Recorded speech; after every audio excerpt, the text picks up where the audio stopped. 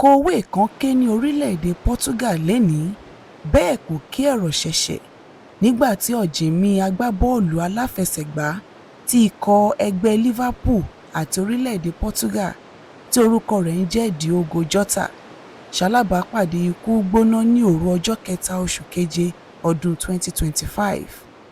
Olóògbé Jota pàdánù ẹ̀mí rẹ̀ nínú ìjàmbá ọkọ̀ ayọ́kẹ́lẹ́ Lamborghini òun àti àbúrò rẹ̀ Andre. Ìwádìí fi yé wa wípé táyà ọkọ̀ yìí ló bẹ́ lórí eré tí ọkọ̀ náà sì gbókìtì kí ó tó forí ṣánpọ́n lẹ́bàá ọ̀nà. Ní wàràǹṣeṣà ni ọkọ̀ náà múná tí ó sì jó gúrúgúrú pẹ̀lú ẹ̀gbọ́n àti àbúrò ní inú rẹ̀.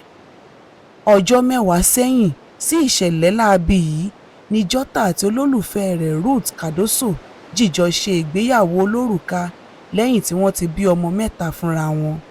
Ìbànújẹ́, àdánù àti ọ̀fọ̀ ni ikú Jota jẹ́ fún ikọ̀ agbábọ́ọ̀lù Liverpool àti orílẹ̀-èdè rẹ̀ tí ń ṣe Portugal.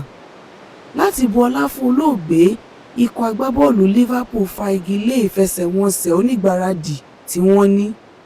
Orílẹ̀-èdè Portugal nínú ìrora kẹ́dùn ọ̀jìnmí agbábọ́ọ̀lù yìí nípa yíya ọjọ́ kan sọ́tọ̀ láti bu ọlá fún olóògbé àti láti ṣe ìdárò rẹ̀.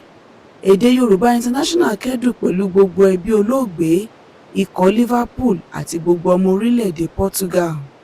Ẹ ṣé tí ẹ tẹ́tí sí wa. Ó dìgbà kan náà.